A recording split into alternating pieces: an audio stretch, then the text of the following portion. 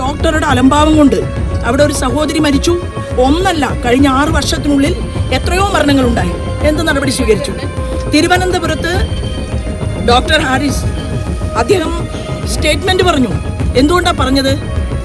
മരുന്നില്ലാത്ത ആശുപത്രി, എനിക്ക് അസുഖമാണ്, എന്നെ ചികിത്സിച്ചില്ലെങ്കിൽ ഞാൻ മരണമടയും, ഡോക്ടർ എന്നെ രക്ഷിക്കണമെന്ന് പറഞ്ഞുകൊണ്ട് എനിക്ക് കുട്ടികളുണ്ട്, എനിക്ക് മകനുണ്ട് അല്ലെങ്കിൽ മകളുണ്ട് എന്ന് പറഞ്ഞുകൊണ്ട് ആ ഡോക്ടറുടെ കാല് പിടിച്ചുകൊണ്ട് കരയുന്ന രോഗി, ആ രോഗിയുടെ മുഖം കണ്ടുകൊണ്ടാണ്, ആ രോഗിയുടെ വേദന ഒപ്പിയെടുത്തുകൊണ്ടാണ് ആ ഡോക്ടർ യാഥാർത്ഥ്യം തുറന്നു പറയാൻ തയ്യാറായത്. കയറ്റം കയറിയതിൻ്റെ കിതപ്പാണ് ഓരോ മനുഷ്യർക്കുമുള്ളത്. നല്ല സൗകര്യങ്ങളില്ലാത്ത, ജീവിക്കാൻ സാഹചര്യമില്ലാത്ത പാവപ്പെട്ട മനുഷ്യരുടെ ഒരു പ്രതിനിധിയാണ് ഇന്ന് നമ്മെ വിട്ടുപിരിഞ്ഞിട്ടുള്ള ഈ സഹോദരി. ഇത് യഥാർത്ഥത്തിൽ നടന്ന ഒരു മരണമല്ല, ഇതൊരു കൊലപാതകമാണ്, ഇത് നരഹത്യയാണ്. നരഹത്യക്കെതിരെ മന്ത്രി വീണ ജോർജിന് പങ്കുണ്ട്. 1-ാം പ്രതി. കൂട്ടുത്തരവാദിത്വം തദ്ദേശ സ്വയംഭരണ വകുപ്പ് മന്ത്രിക്കുണ്ട്.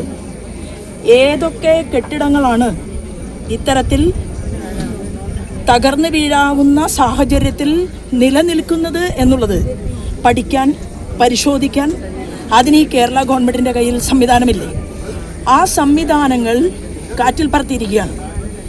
ശ്രീമാൻ വാസവൻ എപ്പോഴും പറയാറുണ്ട്, ഞാൻ ഉണ്ണുന്നതും ഉറങ്ങുന്നതും കിടക്കുന്നതും പാവപ്പെട്ടവരുടെ കൂടെയാണ്. എവിടെയാണ്? കോട്ടയം മെഡിക്കൽ കോളേജിൽ. അങ്ങനെയാണെങ്കിൽ എന്തുകൊണ്ടാണ് മന്ത്രി വാസവന് ഈ കാര്യത്തെക്കുറിച്ച് മനസ്സിലാക്കാൻ സാധിക്കാതിരുന്നത്? ഇവിടെ കൃത്യമായി കഴിഞ്ഞ എത്രയോ വർഷങ്ങളായിട്ട് 62,000 കോടി രൂപയിലധികം കഴിഞ്ഞ 4 വർഷം കൊണ്ട് ഈ കേരളത്തിൻ്റെ ഖജനാവിലേക്ക് ഇതുപോലെയുള്ള ആശുപത്രി സംവിധാനങ്ങൾക്ക് വേണ്ടി കേന്ദ്ര ഗവൺമെൻറ് കൊടുത്തിട്ടുണ്ട്. ഈ വീട്ടിൽ നിന്നുകൊണ്ട് ഞാൻ കൂടുതൽ ഒരു പത്രസമ്മേളനം നടത്തണം എന്ന് ആഗ്രഹിക്കുന്നില്ല. പക്ഷേ അടിയന്തരമായി ഈ സഹോദരിയുടെ കുടുംബത്തിന് സർക്കാർ നഷ്ടപരിഹാരം കൊടുക്കണം. 1. രണ്ടാമതായി തെറ്റ് ചെയ്തവരെ, ഇതിലെ MP രാജേഷ് തദ്ദേശ സ്വയംഭരണ വകുപ്പ് മന്ത്രിയാണ്. അദ്ദേഹത്തിൻ്റെ വകുപ്പിന് വിട്ടുവീഴ്ച വന്നിട്ടുണ്ട്. അതുകൊണ്ട് തീർച്ചയായിട്ടും 3 പേരും കുറ്റക്കാരാണ്. അവർക്കെതിരെ ഉചിതമായിട്ടുള്ള നടപടി സ്വീകരിക്കാൻ സർക്കാർ തയ്യാറാകേണ്ടതാണ്, മുഖ്യമന്ത്രി തയ്യാറാകേണ്ടതാണ്. കേരളത്തിലെ ജനങ്ങളുടെ മുന്നിൽ തല ഉയർത്തി നിന്നുകൊണ്ട് ഒരക്ഷരം ഉരിയാടാൻ സാധിക്കാത്ത ഒരു വകുപ്പ് മന്ത്രിയായിട്ട്, ഒരു കൊലപാതകിയായിട്ട് വീണ മാറിയിരിക്കുകയാണ്. എത്രയോ പത്രസമ്മേളനങ്ങൾ മാധ്യമ സുഹൃത്തുക്കളുടെ മുന്നിൽ ഞാൻ ഓർക്കുകയാണ്.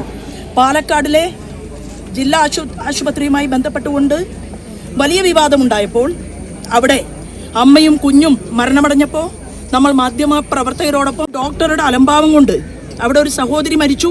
ഒന്നല്ല, കഴിഞ്ഞ 6 വർഷത്തിനുള്ളിൽ എത്രയോ മരണങ്ങളുണ്ടായി. എന്ത് നടപടി സ്വീകരിച്ചു? തിരുവനന്തപുരത്ത് ഡോക്ടർ ഹാരിസ് അദ്ദേഹം സ്റ്റേറ്റ്മെന്റ് പറഞ്ഞു. എന്തുകൊണ്ടാണ് പറഞ്ഞത്? മരുന്നില്ലാത്ത ആശുപത്രി, എനിക്ക് അസുഖമാണ്, എന്നെ ചികിത്സിച്ചില്ലെങ്കിൽ ഞാൻ മരണമടയും, ഡോക്ടർ എന്നെ രക്ഷിക്കണമെന്ന് പറഞ്ഞുകൊണ്ട് എനിക്ക് കുട്ടികളുണ്ട്, എനിക്ക് മകനുണ്ട് അല്ലെങ്കിൽ മകളുണ്ട് എന്ന് പറഞ്ഞുകൊണ്ട് ആ ഡോക്ടറുടെ കാല് പിടിച്ചുകൊണ്ട് കരയുന്ന രോഗി, ആ രോഗിയുടെ മുഖം കണ്ടുകൊണ്ടാണ്, ആ രോഗിയുടെ വേദന ഒപ്പിയെടുത്തുകൊണ്ടാണ് ആ ഡോക്ടർ യാഥാർത്ഥ്യം തുറന്നു പറയാൻ തയ്യാറായത്.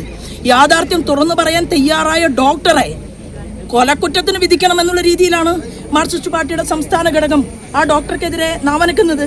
അപ്പോൾ പാവപ്പെട്ടവർക്ക് വേണ്ടി സംസാരിക്കുന്ന ഡോക്ടർക്ക് രക്ഷയില്ല, സാധാരണക്കാരുടെ വിഷയങ്ങൾ ഏറ്റെടുക്കുന്നവർക്ക് പൊതുസമൂഹത്തിൽ രക്ഷയില്ല എന്ന അവസ്ഥയിലൂടെ ഈ ഗവൺമെന്റ് മുന്നോട്ട് പോവുകയാണെങ്കിൽ ഗവൺമെന്റിനെ വാഴിച്ചിട്ടുള്ളത് ഇവിടുത്തെ പാവപ്പെട്ട മനുഷ്യരാണ്.